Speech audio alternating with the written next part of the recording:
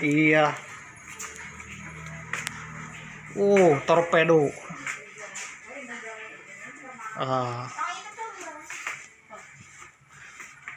Minuman bengkel lagi. Waduh. Kita keluar sini.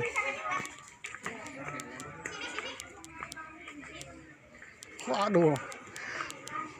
Ini dari Fortuner ya. Fortuner off-road. Ya, 4x4 nih. Waduh. Mohon maaf jangan dibuka.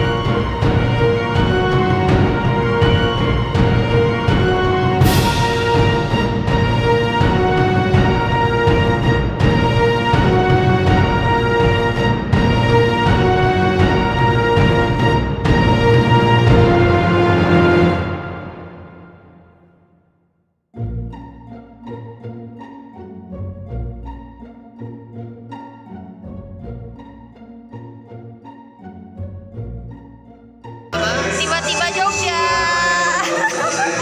Beda kereta. Tiba-tiba Jogja. Beda Tiba-tiba kereta. Jogja. Bioskop Merapi.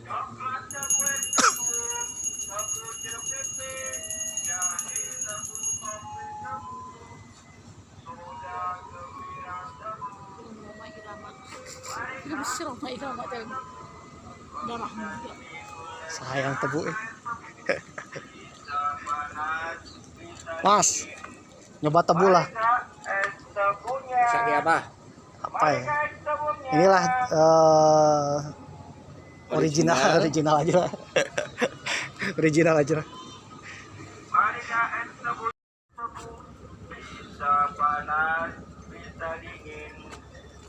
Coba es tebu. Sip. Waduh. Sip. Masih Mas? Langsung aja. Sip. Oke guys, kita nyoba tebu nih, original. Enak tebu, nyobain tebu. Enak, bukan dari gula, asli ini.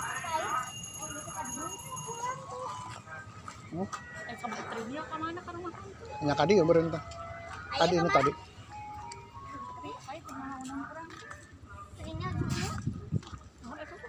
Tinggal nanyakeun kayak yuk.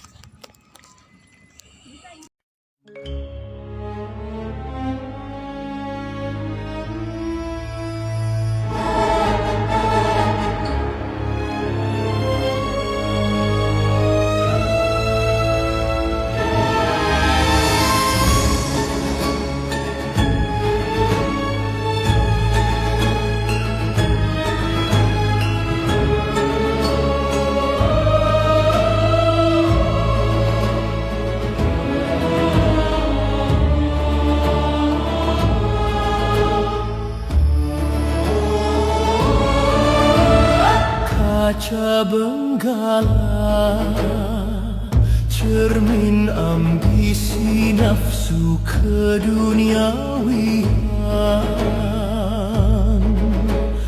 gejolak berawalkan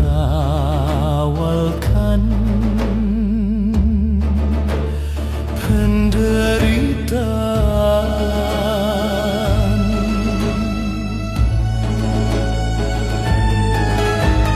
Kaca benggala, cermin impian yang hilang dan hinaan. Dendam merasuk jiwa di perjalanan.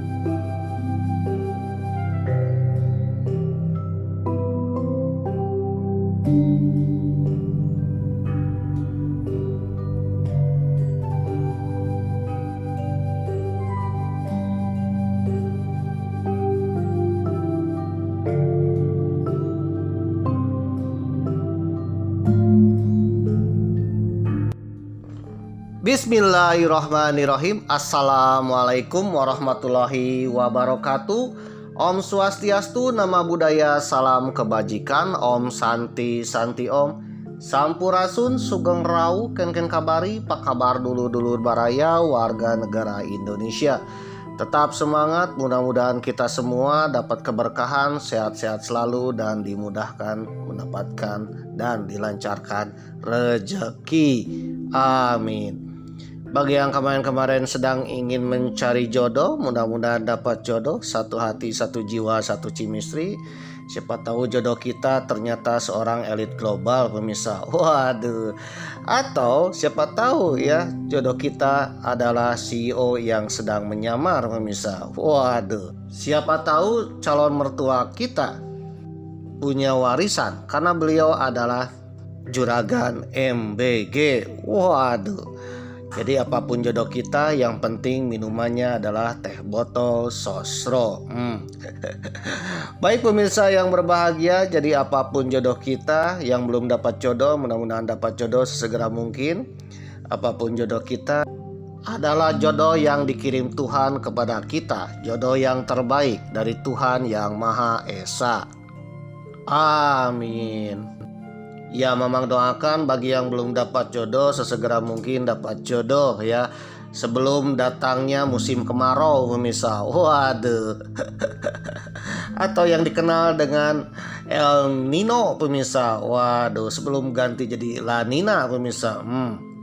Baik pemirsa yang berbahagia, marilah kita panjatkan puji syukur dan doa kepada Tuhan yang Maha Esa. Mudah-mudahan saja apapun keinginan kita dikabulkan oleh Tuhan yang Maha Esa. Amin.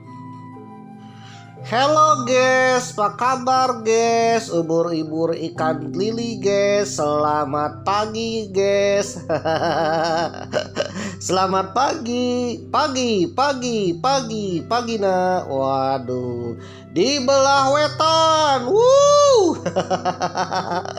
Di belah kulon. Ya, apa kabar semuanya? Ya. Oke pemirsa yang berbahagia, selamat pagi di studio Alam Gamplong di Kapanewon Moyudan, Kabupaten Sleman, Daerah Istimewa Yogyakarta.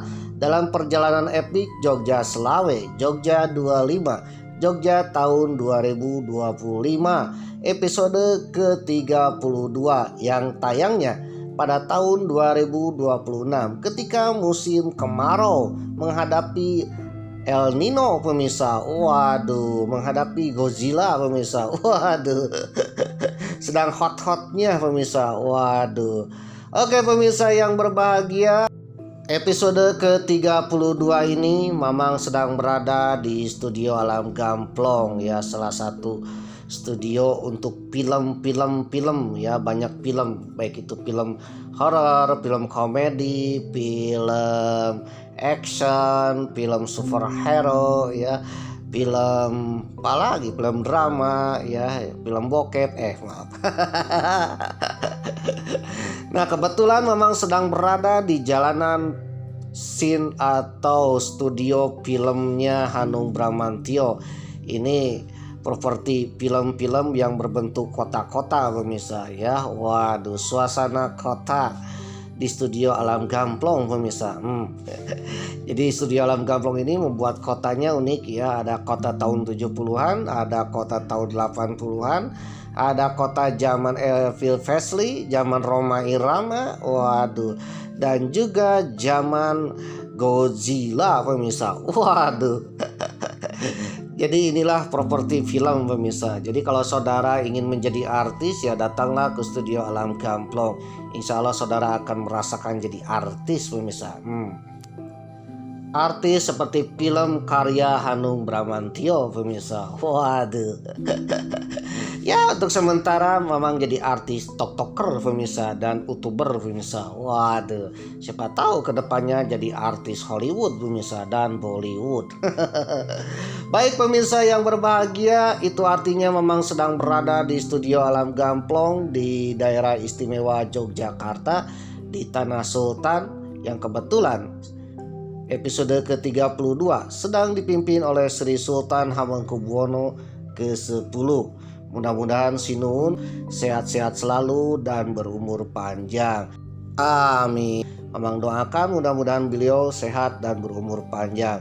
Bagi Mamang, beliau adalah sultan kita semua, meskipun Mamang bukan orang Jogja. Studio Alam Gamplong ini berada di daerah istimewa Yogyakarta. Itu artinya 300 km dari kota Tasikmalaya di Provinsi Haji Udin. Provinsi Jawa Barat, yang kebetulan Provinsi Jawa Barat sedang dipimpin oleh Kang Deddy Mulyadi alias Bapak Aing. Ya mudah-mudahan beliau menjadi gubernur Godzilla pemirsa, maaf menjadi pemimpin Nusantara amin. Baik pemirsa yang berbahagia, episode ke-32 ini negeri kita sedang dipimpin oleh sang presiden macan Asia, yang insya Allah akan membawa negeri kita menjadi negeri yang damai, sejahtera, tentram, adil, makmur, dan terbebas dari hama-hama, serta bisa mendamaikan dunia. Ketika episode ini tayang, ya dunia kurang baik-baik saja pemirsa. Waduh, banyak Godzilla yang saling ribut pemirsa. Waduh, apalagi Selat Hormuz masih terjepit pemirsa. Waduh. Oleh karena itu, marilah kita berdoa kepada Tuhan Yang Maha Esa, mudah-mudahan dunia kembali damai, kembali tenang, kembali tentram, ya kembali bahagia. Insya Allah dengan kepemimpinan beliau, Indonesia menjadi maju dan dunia kembali damai. Amin. Selain itu, peristiwa yang terjadi di dunia ini pertanda adalah bangsa Palestina akan segera merdeka, terbebas dari hama-hama Israel. Insya Allah dengan peristiwa yang terjadi, Palestina akan kembali merdeka, tentram, sejahtera, dan terbebas dari hama-hama penjajahan Israel. Memang sebagai anak bangsa Indonesia, berdoa kepada Tuhan Yang Maha Esa, mudah-mudahan Palestina kembali merdeka seperti sejak zaman dahulu kala. Free Palestine, merdeka Palestina, amin. Halo guys, apa kabar guys? Semangat guys. Waduh, bagi saudara yang baru datang di episode ke-32, pasti pusing 7 keliling ya, seolah-olah kepala saudara diinjak Godzilla pemirsa. Waduh. Oleh karena itu, bagi saudara yang baru datang di episode ke-32 tanpa melihat dan menonton episode-episode sebelumnya, pasti akan pusing pemirsa. Ya lebih baik saudara tontonlah episode-episode sebelumnya. Memang sudah cantumkan di link deskripsi supaya saudara tahu ya teori konspirasi Mamang. Waduh. Baik pemirsa yang berbahagia, Mamang sedang berada di studio Alam Gamplong ya. Mamang masuk melewati berbagai tempat ya, syuting film di studionya Hanung Bramantio, dari film zaman dulu, zaman sekarang, film era kerajaan, sampai film-film zaman Gen Z pemirsa. Waduh. Dari film horor sampai film komedi pemirsa, dari film dewasa sampai film anak-anak, ya dari film nyata sampai film fiksi pemirsa. Waduh. Oke pemirsa yang berbahagia, setelah keliling-keliling melewati berbagai tempat studio ya, cuaca mulai panas pemirsa. Waduh, karena mendekati siang hari. Waduh, ini cuacanya sampai 26 derajat Celcius pemirsa. Sangat panas sekali. Waduh, seolah-olah agak gerah pemirsa. Untungnya di sini ada minuman yang menyegarkan asli Indonesia. Apaan tuh, Mang? Es tebu pemirsa. Waduh. Kebetulan ada yang dagang es tebu pemirsa. Waduh.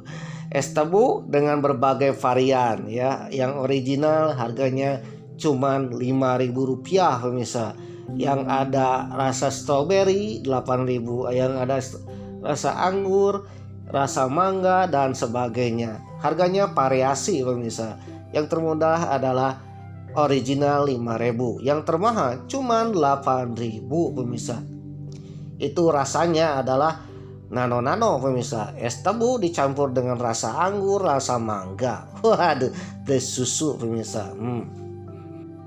Jadi keliling-keliling studio Alam Gamplong ini benar luas sekali pemirsa. Waduh. Dan ada kemungkinan tidak akan semua ditayangkan oleh Mamang pemirsa. Sisanya saudara datang saja ke studio Alam Gamplong pemirsa. Saking capeknya dan suhu makin panas karena menjelang siang ya. Oleh karena itu radiator Mamang agak panas-panasan nih.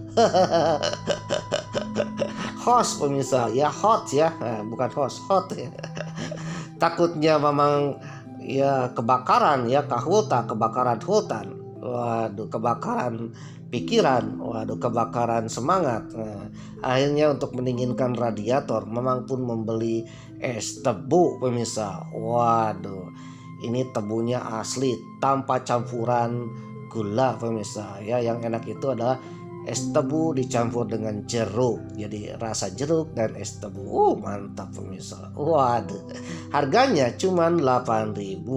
Kalau es tebunya saja cuman 5.000 pemirsa. Waduh. Nah, cocok bagi saudara yang datang ke studio Alam Gamplong dengan membawa dompet tipis pemirsa. Waduh, bingung untuk jajan dan ngopi pemirsa. Waduh, ternyata ya di studio Alam Gamplong tersedia jajanan ya, jajanan murah pemirsa. Murah meriah, merakyat pemirsa. Waduh, es tebu aja kan harganya 5.000. Sama halnya dengan jualan es tebu di luar studio Alam Gamplong pemirsa. Waduh, karena sejatinya di sini adalah para pedagang UMKM, ya masyarakat lokal yang ikut mengikuti perdagangan di sini pemirsa, yang memutarkan roda ekonomi pemirsa. Waduh, jadi inilah hikmahnya ada studio Alam Gamplong ya. Selain untuk membuat syuting film, juga tempat wisata yang menyenangkan sekaligus menggerakkan ekonomi masyarakat sekitar, terutama UMKM. Dan yang paling salut dari studio Alam Gamplong ini adalah jajanannya tidak ada yang nekuk pemirsa. Waduh, ya jajanan bala-bala, kopi ya, dan juga es tebu itu harganya sama dengan yang ada di luaran sana. Tidak membedakan mana turis, mana artis, apalagi mana elit global pemirsa. Ya harganya sama, merakyat pemirsa. Waduh. Oke pemirsa yang berbahagia, karena cuaca sangat panas akhirnya Mamang pun membeli es tebu. Ternyata kandungan es tebu ini sangat baik bagi kita, terutama untuk menghadapi musim El Nino pemirsa. Waduh.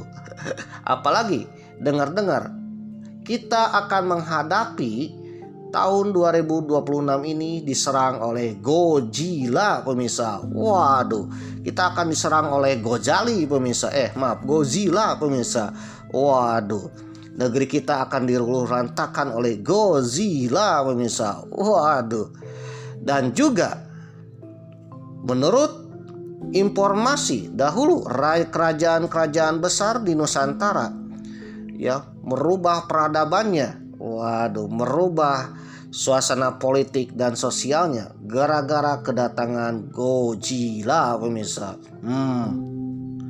Mungkin saudara akan bertanya ya, mungkin Mamang mengarang. Ya, Mamang tidak mengarang. Kita akan kedatangan Godzilla di tahun 2026 ketika video ini tayang.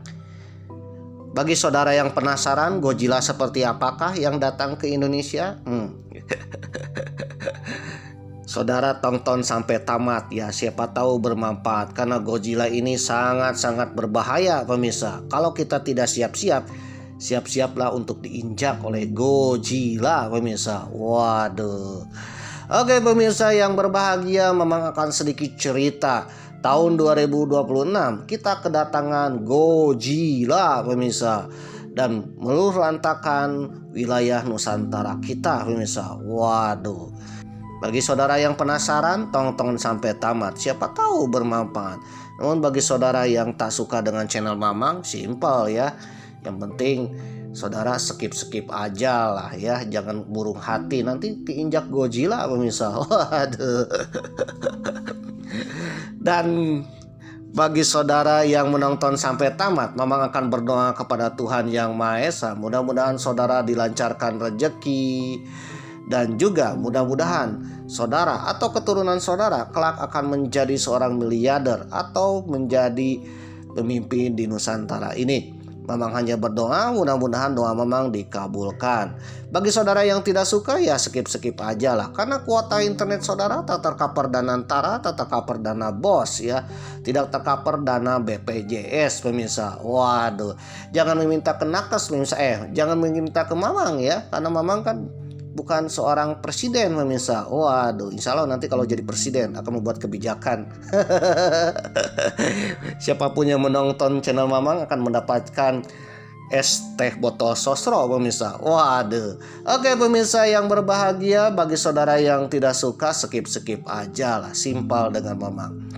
Mamang pun berbicara sesuai dengan sumber dan informasi yang Mamang dapatkan. Bagi saudara yang mempunyai sumber sendiri, kita sharing-sharing di kolom komentar. Asalkan komenan saudara tidak bikin keonaran ya, tidak berbau-bau mosat, apalagi berbau-bau abu randa.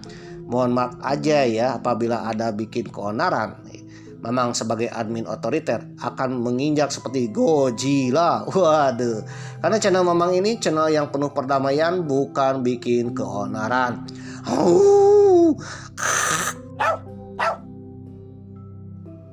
Oke guys, bagi saudara yang belum tahu apa itu Godzilla, Godzilla adalah monster reptil prasejarah fiktif alias bohongan pemirsa. Waduh. Dalam bahasa Jepang disebut dengan kaiju yang ditenagai oleh radiasi nuklir. Waduh. Makhluk ini pertama kali muncul dalam film Gojira ya tahun 1154 karya Ishiro Honda. Ya, saudaraan dengan yang mempunyai perusahaan Honda pemirsa. Waduh. Karakter ini diciptakan oleh Toho Corporation Ltd ya, sebagai metafora dan bentuk trauma nyata masyarakat Jepang terhadap dampak bom atom. Dilansir dari historia.id dengan judul artikel dari Gojira sampai Godzilla ya. Sebagai produk perang dingin, Gojira mempresentasikan kecemasan rakyat Jepang akan ancaman senjata nuklir dan kerusakan alam. Ditulis oleh Rahadian Runjan, edisi 26 Mei 2014. Berpuluh tahun Gojira meneror penonton sejak kemunculan perdananya dalam film Gojira tahun 1954. Produksi studio Toho yang disutradarai Ishiro Honda, ia dianggap mempopulerkan genre film monster baik di Jepang dan juga di Eropa Barat atau di Amerika. Waduh. Godzilla ini bentuknya mirip dengan iguana. Iguana. Waduh, yang suka berubah-ubah bentuk warna pemirsa. Waduh, tapi ukurannya sangat besar. Saking besarnya, ukurannya setara dengan 50 kali Monas pemirsa. Waduh. Nama Godzilla merupakan gabungan kata gorila atau gorila dan kuzira. Waduh, kalau gorila jelas itu adalah kera pemirsa, temannya si Panse ya, alias nyemot atau kera ya. Waduh, sedangkan Godzilla dalam bahasa Jepang adalah paus. Jadi paus digabungkan dengan gorila, jadilah Gojira. Waduh, dalam bahasa Jepang disebut Gojira untuk mendeskripsikan kekuatan liarnya dan habitatnya dari dalam lautan. Namun publik internasional atau masyarakat internasional menyebutnya Godzilla. Waduh. Ada yang bilang orang Amerika mendengar Godzilla sulit sekali mengucapkan Godzilla. Akhirnya menjadi Godzilla pemirsa. Godzilla. Waduh, bukan Najila pemirsa. Apalagi Gojali. Waduh. Film Godzilla terbaru yaitu Godzilla dirilis studio Legendary Pictures dan Warner Bros bersaudara pada Mei 2014 dengan sutradaranya Gareth Edwards. Film ini mengangkat isu hubungan manusia yang buruk dengan alam dan lingkungan, bencana reaktor nuklir Fukushima tahun 2011 sebagai inspirasinya. Secara umum, Godzilla adalah film hiburan sekaligus bentuk apresiasi terhadap Gojira karya Ishiro Honda. Gojira tahun 1154 menjadi manifestasi dari ketakutan terhadap radiasi nuklir, namun juga mengingatkan akan trauma menggunakan bom atom di Hiroshima dan Nagasaki. Menjelang kemunculan perdana Godzilla, rakyat Jepang sedang menghadapi isu nasional terkait radiasi nuklir. Pemicunya adalah Amerika yang mengadakan tes peledakan bom nuklir di Pulau Bikini Atoll yang kelak menjadi filmnya SpongeBob pemirsa. Bikini Atoll ini letaknya di Pasifik alias Samudra Pasifik ya, samudra yang berbatasan langsung dengan Jepang. Nah, uji coba ini terjadi pada tanggal 1 Maret 1954. Kapal nelayan Jepang Daigo Fukuryu Maru yang berada di zona aman terkena hempasan ledakan nuklir. Salah satu awaknya tewas akibat radiasi itu. Perairan Jepang terkontaminasi. Pemerintah Jepang pun protes kepada Amerika Serikat. Namun sayangnya protes pemerintah Jepang kepada Amerika itu seperti angin lalu. Karena apa? Karena saat itu Jepang di bawah Amerika pasca Perang Dunia Kedua. Saat kapal itu kembali ke Jepang, cerita efek dari nuklir ini menyebar ke seluruh Jepang dan melahirkan inspirasi untuk membuat film Gojira. Pasar-pasar ikan di seluruh negeri menyediakan alat pemeriksa radiasi dan gerakan anti nuklir di Jepang kian mendapat dukungan seperti tercantum dalam In Godzilla Footsteps, Japanese Pop Culture Icon on the Global Stage, santingan dari tulisan William M. Susui dan Michiko Ito. Waduh. Dari situlah Gojira didesain sebagai monster yang lahir akibat radiasi nuklir. Dalam film Gojira, dengan semburan asap radioaktif dan mulutnya, sang monster melulantakan Tokyo dan penduduknya yang tak berdaya. Kemudian ia kembali ke laut. Adegan tersebut menggambarkan kekhawatiran orang-orang Jepang terhadap dampak radiasi nuklir. Apalagi ya masyarakat Jepang baru saja beberapa puluh tahun ke belakang dibom atom oleh Amerika, Nagasaki dan Hiroshima pemirsa. Waduh. Jadi Ishiro Honda ini membuat film Gojira atau Godzilla ini sebagai protes terhadap pemerintah Amerika Serikat atas uji coba nuklir pemirsa. Waduh. Film Gojira ini digambarkan sebagai makhluk yang besar, datang menghancurkan kota, bisa menyemburkan api layaknya naga ya, keluar api pemirsa. Waduh. Setelah melulantakan kota, makhluk ini kembali ke laut, ke dasar samudra pemirsa. Waduh. Yang digambarkan sebagai ia datang hanya untuk meninggalkan kehancuran kota.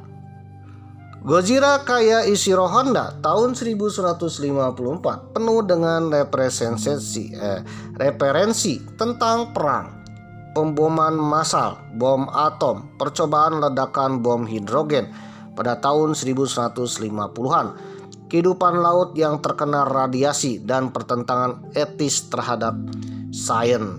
Jadi Ishiro Honda ini menciptakan karya Gojira atau nanti Godzilla ini bukan asal-asalan pemirsa, tapi makhluk ini diciptakan berdasarkan risetnya Ishiro Honda, sekaligus protes Ishiro Honda terhadap negara-negara besar yang notabene membangun senjata nuklir. Jadi setelah Perang Dunia Kedua, Jepang kalah pemirsa. Waduh.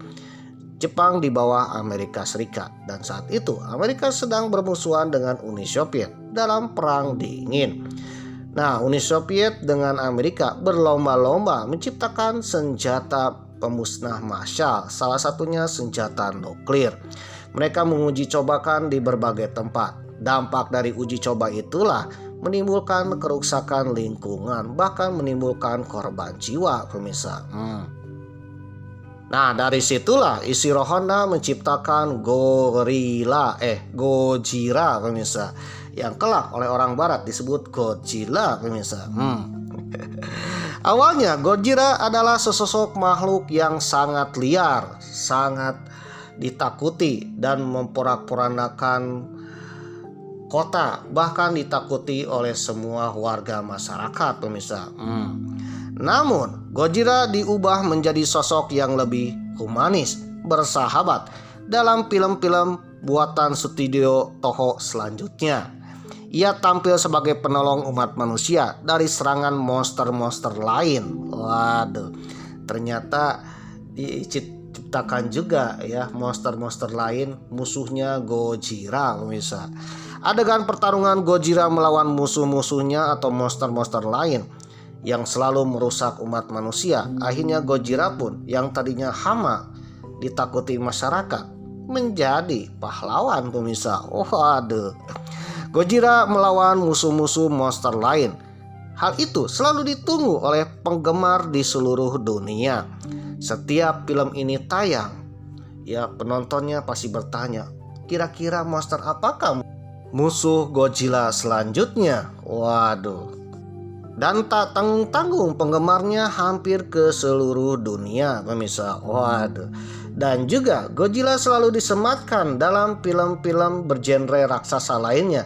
Salah satunya adalah Ultraman pemirsa. Waduh. Sampai saat ini sudah ada 33 film layar lebar produksi tentang Godzilla. 28 film produksi Jepang dan sisanya adalah Amerika Serikat. Godzilla juga tampil dalam adaptasi komik, serial televisi, novel, dan video game. Ini membuat sang raja monster menjadi ikon budaya pop dalam sejarah perfilman dunia. Bahkan bentuk Godzilla ini ditiru juga oleh negara-negara lain, salah satunya oleh Korea Utara. Korea Utara juga memiliki versi film kaiju atau film Godzilla, ya versinya Korea Utara, yaitu bernama Pulgasari. Pulgasari ini diproduksi tahun 1185. Nah, film ini dibuat ketika Korea Utara berhasil menculik sutradara epik bernama Shin Sang-hok dari Korea Selatan. Waduh, dan itu terjadi atas perintah bapaknya Kim Jong-un, yaitu Kim Jong-il, demi membangun industri perfilman negara tersebut. Gara-gara Godzilla, satu dunia terkesan dengan film-film berbau-bau monster pemirsa. Waduh, yang melurantakan sebuah negeri. Sampai-sampai negeri Korea Utara pun ya terpincut untuk membuat film Godzilla.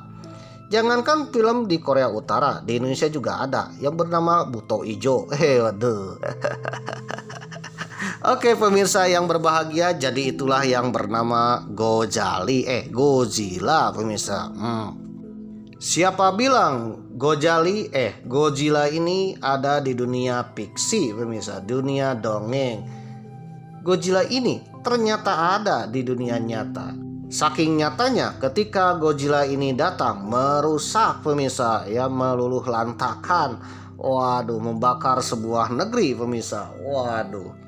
Dan konon katanya kita pun akan kedatangan Godzilla. Waduh, kalau Godzilla ini datang ke negeri kita, siap-siaplah kita akan menghadapi luluh lantaknya seperti film Godzilla pemirsa. Waduh.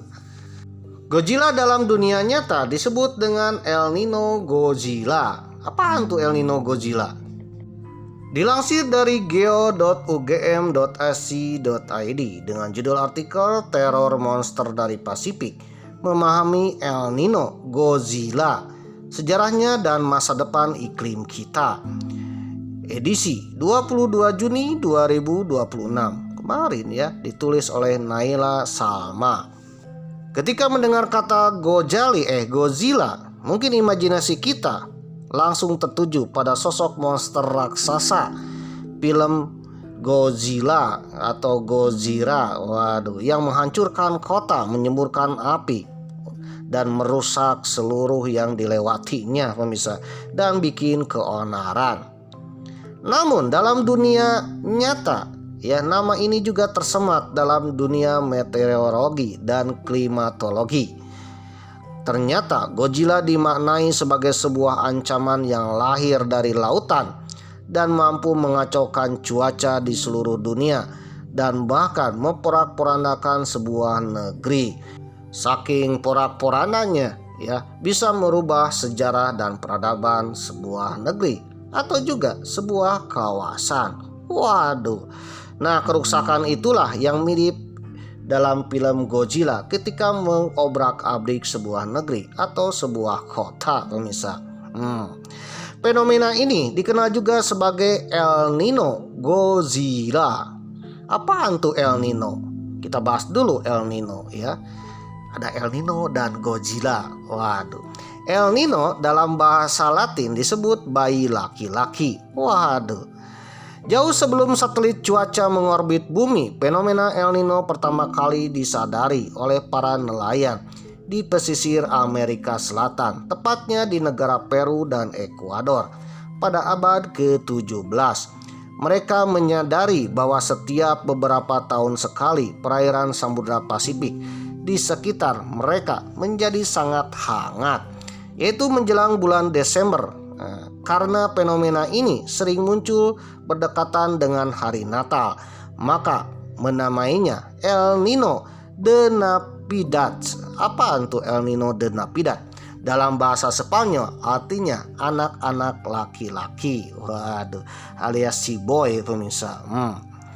Secara ilmiah seperti yang dipaparkan oleh Kevin E. Chambers dalam tulisannya, ya, bahwa El Nino adalah fase hangat dari siklus hidrotermal, ya. Menurutnya dimulai ketika anomali suhu permukaan laut di Samudra Pasifik melebihi 0,4 derajat Celcius selama 6 bulan atau lebih. Meskipun beberapa peneliti yang lain hanya membatasi pada terjadinya anomali melebihi suhu 0,5 derajat Celcius. Fenomena ini terjadi ketika angin pasat yang biasanya meniup air hangat ke arah Asia mulai melemah, menyebabkan massa air hangat tersebut berbalik menumpuk di Samudra Pasifik bagian tengah dan timur. Pergeseran suhu lautan ini secara drastis mengubah pola sirkulasi atmosfer di atasnya, memicu kekeringan di satu belahan bumi dan banjir bandang di belahan bumi lainnya. Waduh. Menurut Kevin E. Chambers, mengidentifikasi pola kemunculan El Nino yang umumnya terjadi saat belahan bumi utara mengalami musim semi atau musim panas dan kemudian menguat sampai dengan akhir tahun, bahkan awal tahun berikutnya.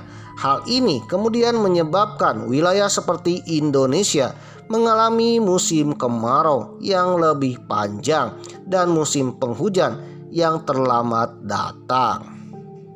Jadi biasanya hujan itu terjadi karena ada proses penguapan, pemirsa. Waduh. Air laut menguap, air danau menguap karena sinar matahari. Nah, uap itu menjadi awan, tertiup angin, bertumpuk-tumpuk menjadi awan mendung. Nah, setelah awan mendung, turunlah hujan.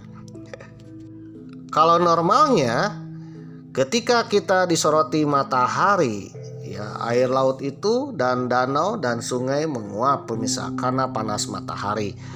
Lalu terbentuklah awan, lama-lama menjadi awan hitam dan turun hujan. Nah, ketika turun hujannya itu, ketika di laut panas menguap, ya, sampai daratan turun hujan, pemirsa. Ketika di Samudra Pasifik itu menguap, ya, menjadi awan, tertiup angin dan sampailah ke kepulauan Indonesia, turunlah hujan.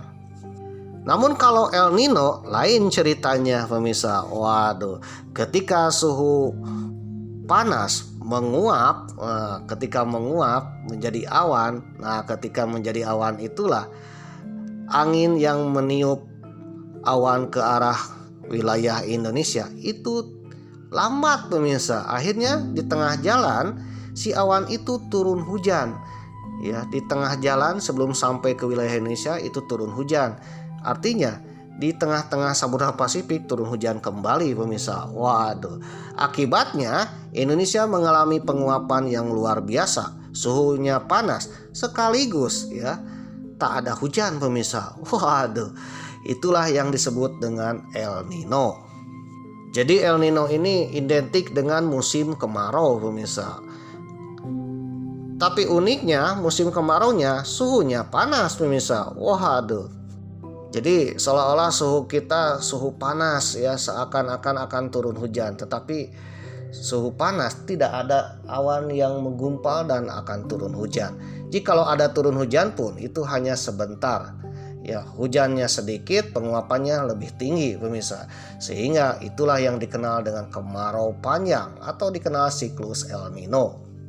Di antara jenis-jenis El Nino, ada El Nino yang levelnya lemah, ada juga levelnya moderat atau pertengahan, adanya level heavy atau level yang berat. Waduh, dimana suhunya panasnya berat, ya musim kemaraunya berat pemirsa. Waduh.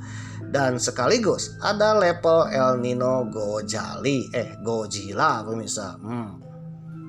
Istilah Godzilla, El Nino atau El Nino Godzilla sebenarnya bukan klasifikasi teknis resmi, melainkan istilah populer yang pertama kali dicetuskan oleh Bill Parsons, seorang ahli klimatologi dari Jet Propulsion Laboratory, NASA Amerika Serikat.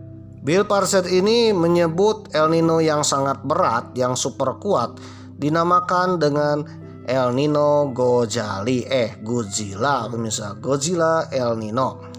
Fenomena ini didefinisikan ketika anomali atau kenaikan suhu permukaan laut di Pasifik Ekuador bagian timur melonjak melampaui 2 derajat Celcius di atas rata-rata normal.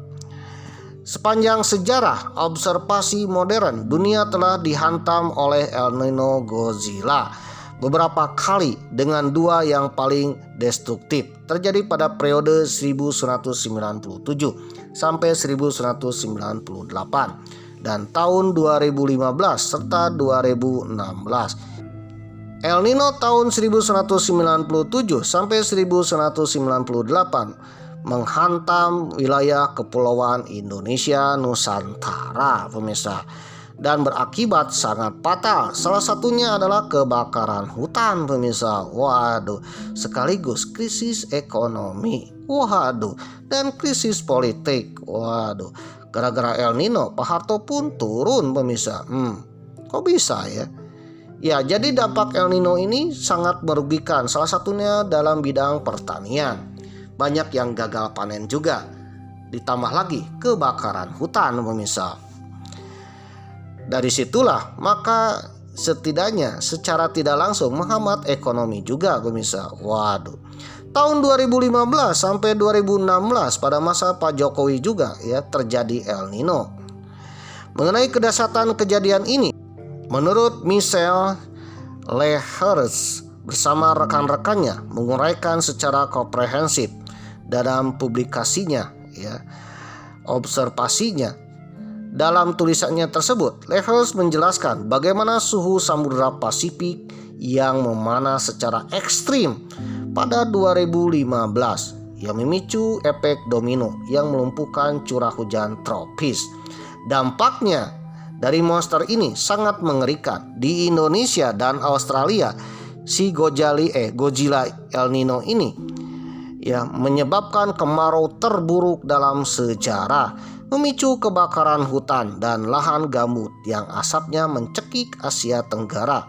Sebaliknya, di pesisir Amerika Selatan seperti Peru dan Ekuador, fenomena yang sama membawa curah hujan yang ekstrim, menyapu bersih infrastruktur akibat banjir dan tanah longsor. Bahkan kota-kota pun hancur karena air hujan. Waduh. Jadi Godzilla El Nino ini menyebabkan 2 satu benua, satu belahan bumi menyebabkan kebakaran hutan karena panas kemarau Di belahan yang lainnya menyebabkan hujan dan banjir, bahkan banjirnya mirip-mirip tsunami. Waduh.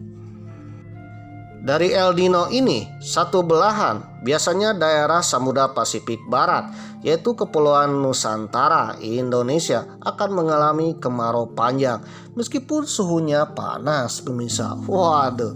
Sebaliknya, untuk pesisir Amerika Selatan seperti Peru, Ekuador, Kolombia, itu akan mendapatkan curah hujan yang sangat banyak, sehingga terjadilah banjir pemirsa. Waduh, itulah gara-gara si Godzilla pemirsa. Kejadian El Nino Godzilla ini akan terjadi lebih sering di masa depan. Biasanya rata-rata si Godzilla datang ke negeri kita itu sekitar 20 tahun sekali, Namun semakin kesini ya, rata-rata ada yang 10 tahun sekali. Bahkan dari tahun 2015 terakhir kita akan kembali datang tahun 2026. Itu artinya 11 tahun kemudian pemirsa. Waduh, mungkin saja masa yang akan datang setahun sekali bertemu si Godzilla pemirsa.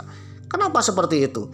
Karena suhu dan iklim di bumi sudah mulai berubah gara-gara efek global burning pemirsa. Waduh, bukan global warming lagi, global burning ya, bukan warming tapi burning pemirsa, pembakaran bumi pemirsa. Waduh, hal ini terjadi akibat banyaknya polusi udara, pemanasan, efek rumah kaca dan sebagainya pemirsa, termasuk juga tipisnya ozon pemirsa. Waduh, sehingga prediksi pemanasan dan suhu cuaca dan pola angin ini sulit ditebak dari tahun ke tahun, termasuk juga kedatangan si Godzilla pemirsa. Waduh.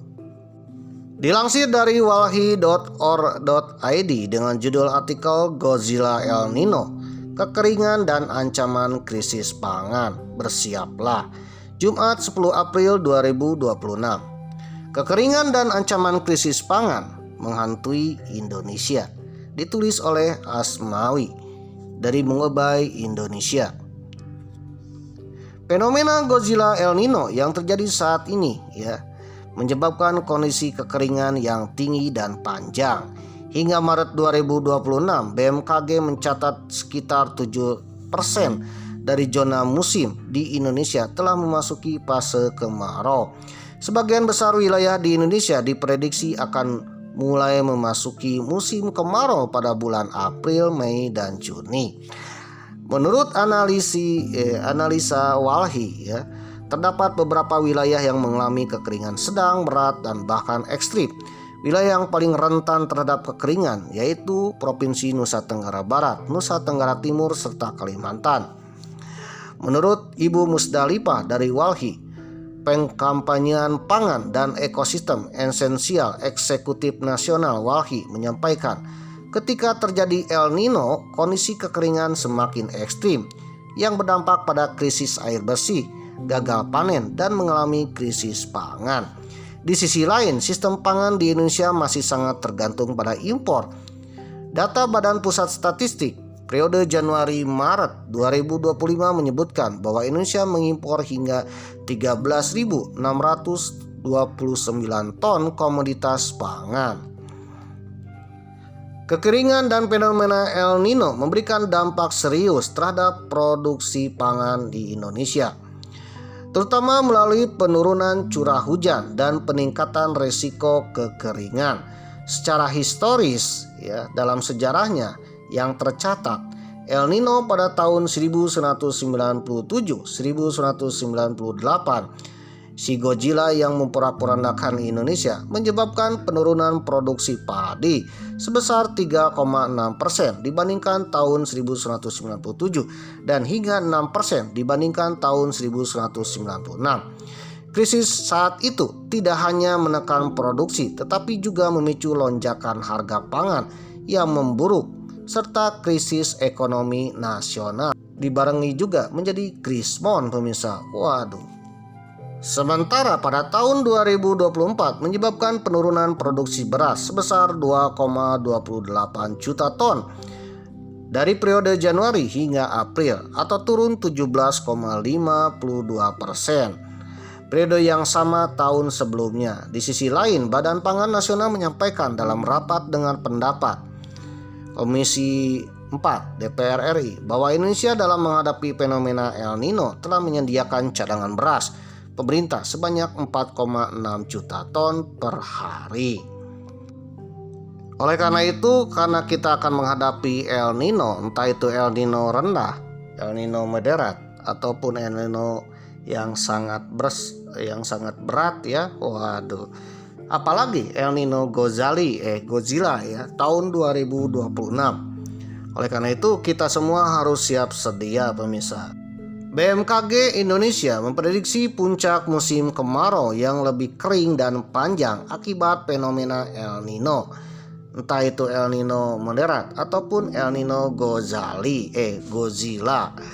Dilihat dari siklusnya, ketika video ini tayang diedit bulan Agustus, ini mendekati El Nino Godzilla pemirsa. Waduh, El Nino ini terjadi pada Juli hingga September 2026. Langkah kesiapsiagaan nasional mencakup pengamanan cadangan air waduk, mitigasi kekeringan ekstrim, pencegahan kebakaran hutan dan lahan yang disebut karhutla, serta menjaga kesehatan tubuh dari resiko dehidrasi dan polusi. Prediksi dan dampak utama periode puncaknya Juli hingga September 2026 menjadi masa terberat dengan curah hujan yang merosot drastis, krisis air dan pertanian, resiko kekeringan waduk, penurunan debit air irigasi, dan ancaman gagal panen yang memicu kenaikan harga pangan. Lingkungan, potensi lonjakan titik api dan kebakaran hutan serta lahan akibat udara panas yang ekstrim. Apa yang harus disiagakan? Yang pertama, pengelolaan air. Waduh, baik itu pemerintah maupun masyarakat sendiri harus berhemat dengan air, terutama air bersih. Jangan sampai membuang-buang air pemirsa.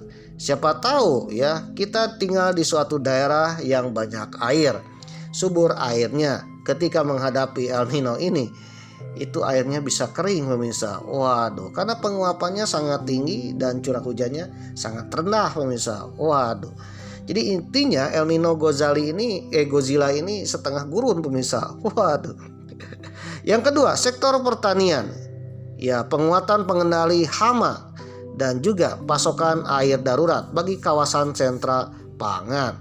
Untuk kesehatan pribadi, waduh, yang pertama, minum air putih minimal 2-3 liter sehari tanpa menunggu haus.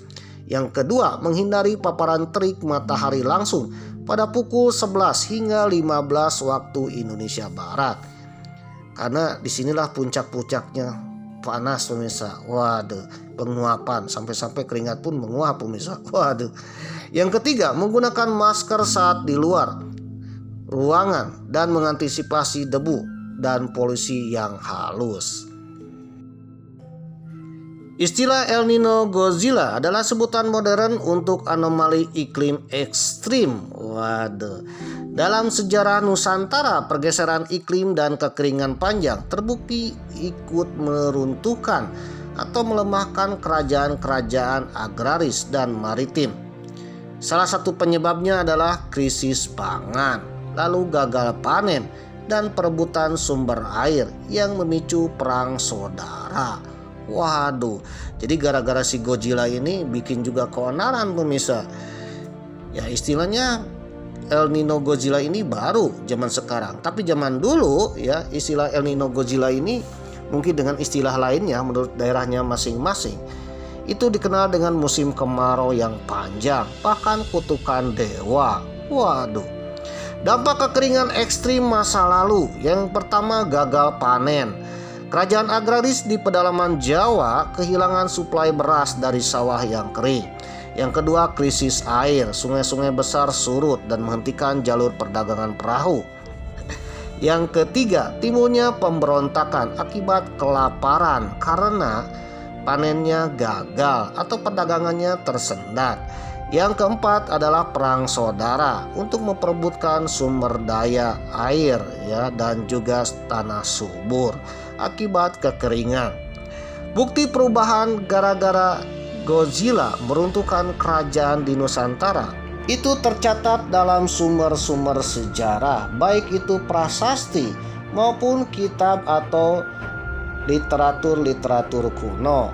Di antaranya adalah yang pertama, kerajaan Mataram kuno atau Medang. Mataram kuno sempat memindahkan ibu kotanya berbondong-bondong dari Jawa Tengah sekitaran Gunung Merapi, Gunung Merbabu atau Yogyakarta, pindah ke arah timur ke Jawa Timur dekat dengan Sungai Brantas. Ini terjadi pada tahun 922 Masehi pada masa pemerintahan Empu Sindok. Sang Raja Mataram Empu Sindok memindahkan ibu kota IKN-nya dari Jawa Tengah sekitaran Jogja ke daerah Jawa Timur dekat dengan Sungai Brantas yang diperkirakan di daerah Madiun, Kota Batu, dan Malang. Waduh. Usut punya usut, faktor penyebab mereka pindah ke arah timur diantaranya adalah adanya gunung meletus. Yang kedua ada serangan dari kerajaan Sriwijaya. Yang ketiga adanya pemberontakan. Dan yang keempat bisa saja mereka memindahkan ibu kota karena terjadi kekeringan yang sangat panjang gara-gara si El Nino Godzilla pemirsa. Waduh, Godzilla memporak-porandakan kerajaan Mataram kuno.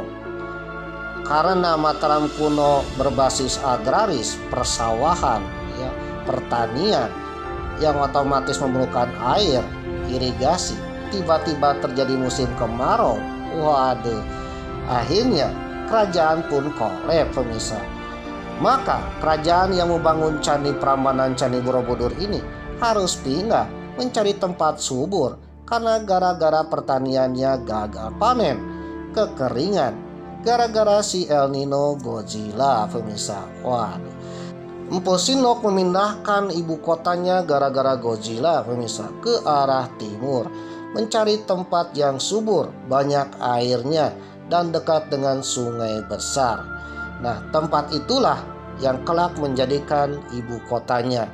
Ibu kota kerajaan Mataram kuno yang dipindahkan ke timur akhirnya merapat ke daerah Sungai Brantas di daerah Kabupaten Madiun, Jombang, Kota Batu, dan Kabupaten Malang. Karena saat itu ketika musim El Nino, daerah itu masih subur, ada airnya dan juga ada air Sungai Brantas. Jadi kenapa mereka bergerak ke arah timur untuk mencari sumber air pemirsa. Jangan heran ketika masa Empu Sinok, setiap sumber air pasti akan dijaga. Salah satunya adalah tempat pemandian atau dikenal dengan Tirta. Salah satunya adalah Tirta Ngawonggo di Kabupaten Malang. Memang sudah bahas tentang Tirta Ngawonggo ini ya, pertirtaan Ngawonggo, tempat pemandian. Di sini dibangun oleh Empu Sinok. Empu Sinok ini menghormati setiap mata air karena Empu Sinok mengalami juga di mana ia berhadapan dengan Godzilla, sehingga mau tidak mau ibu kotanya harus pindah ke tempat yang lebih subur. Ketika mendapatkan daerah subur, airnya agak melimpah dan ada mata air dan ada sungainya, maka Empu Sinok ini senantiasa menjaga dan mengatur air dan menghormati air pemirsa. Waduh, dengan cara membangun pertirtaan, mensakralkan daerah mata air dan sebagainya. Air adalah sumber kehidupan ya. Tanpa air, waduh ya, tak bisa hidup, tak bisa bertani. Tidak bisa bertani, tak bisa makan pemirsa. Dan kerajaan pun kolap kalau tidak ada air. Waduh. Jadi air mengalir sampai jauh. Itu sangat berharga pemirsa. Yang kedua adalah kerajaan Majapahit.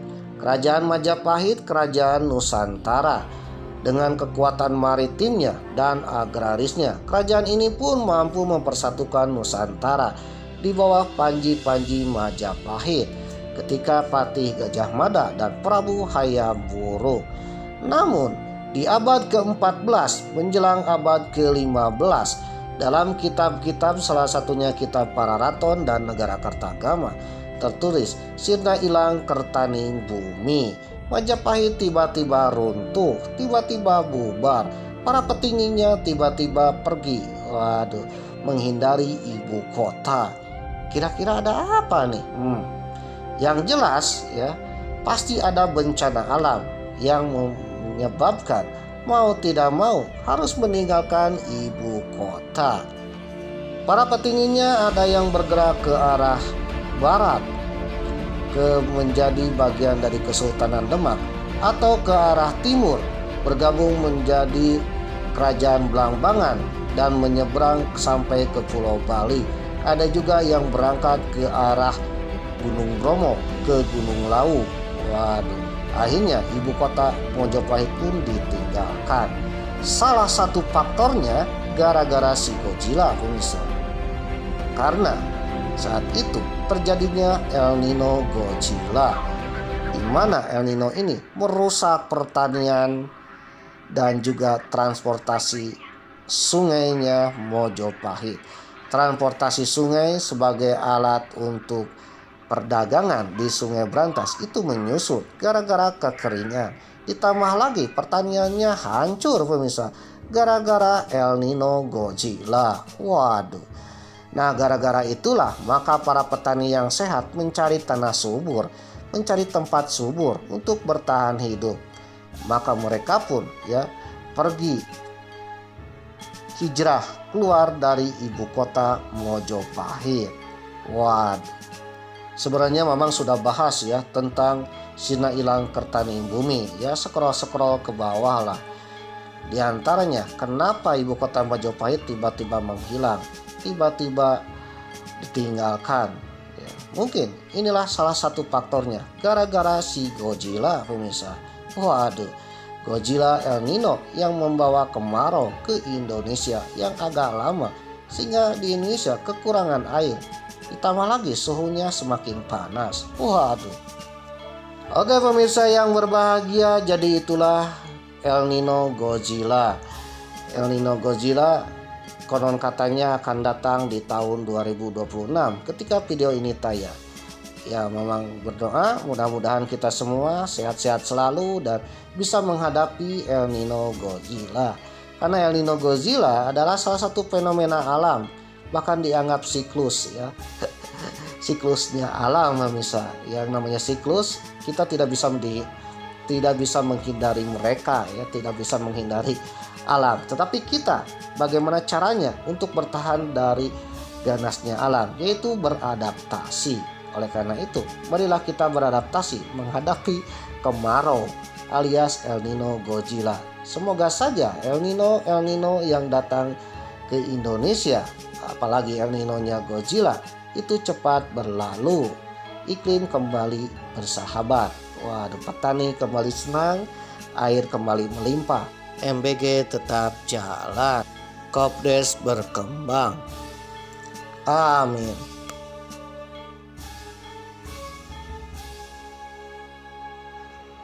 Oke, ini jembatan merah dan kita akan pergi ke rumah hantu.